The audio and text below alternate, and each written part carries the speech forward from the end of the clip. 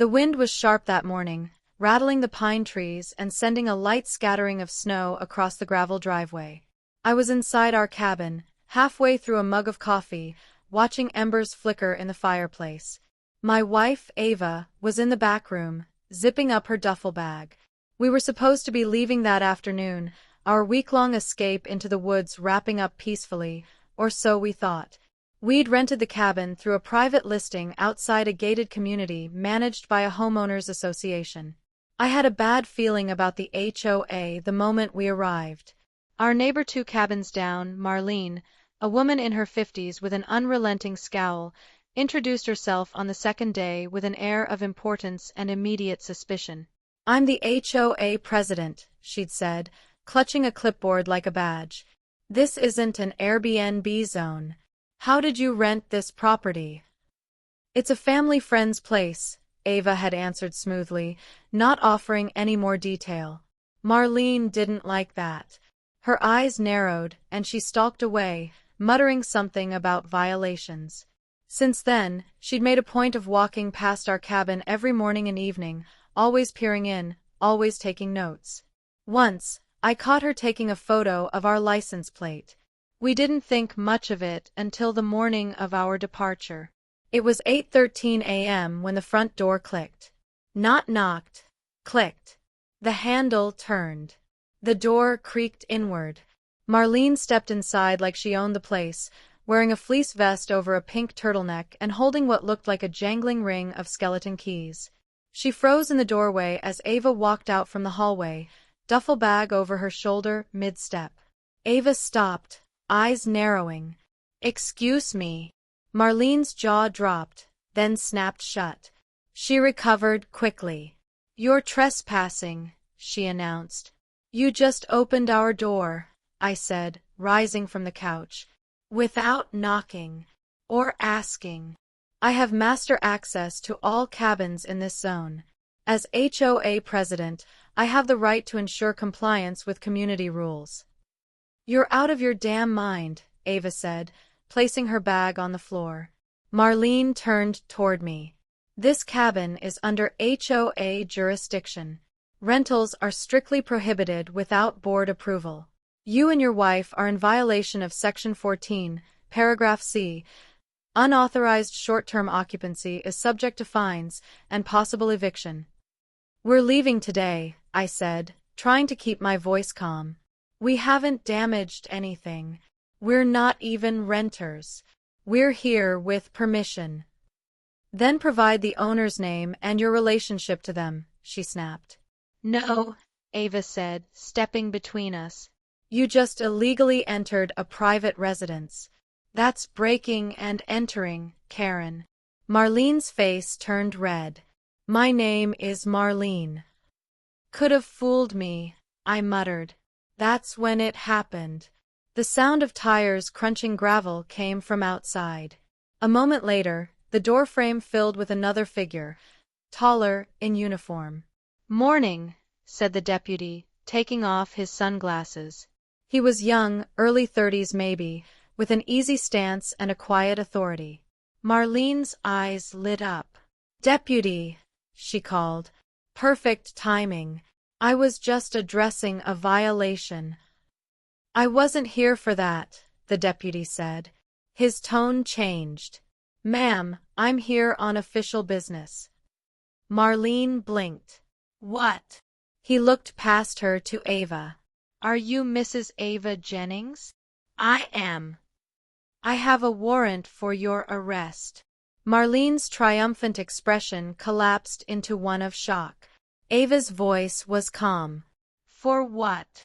"Failure to appear in court regarding a civil dispute in Denver last month. I'll need you to come with me.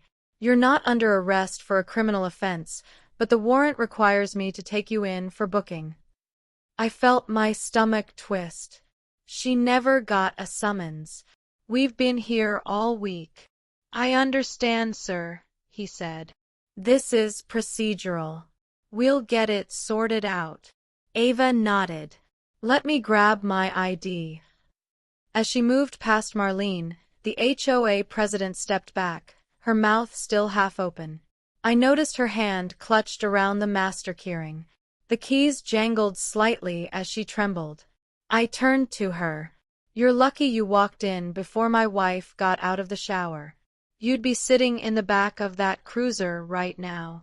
"I was doing my job," she snapped, recovering. "No. You were trespassing. That's not your job. That's a crime." I'm the HOA president. I have authority." "You don't have this kind of authority." The deputy overheard. "Ma'am," he said to Marlene, "did you enter this cabin without consent?" She hesitated. "The HOA allows." "That's not what I asked. Did you personally have consent from the property owner or tenant to enter this unit?" Her face flushed again. I assumed." He sighed. "Please step outside. I need to make a few calls."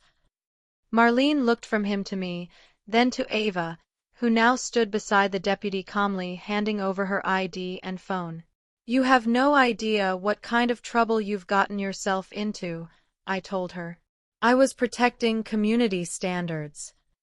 You're going to need a lawyer." I stepped outside while the deputy radioed in the confirmation. Ava gave me a small smile as she was guided gently to the cruiser. No cuffs, just protocol. The door shut behind her with a soft thunk, not dramatic, but enough to make Marlene flinch. The deputy walked back to me. "She'll be released today. It's minor. They just want her to show up in person to acknowledge the complaint. My guess? Civil misunderstanding." "I appreciate your professionalism," I said.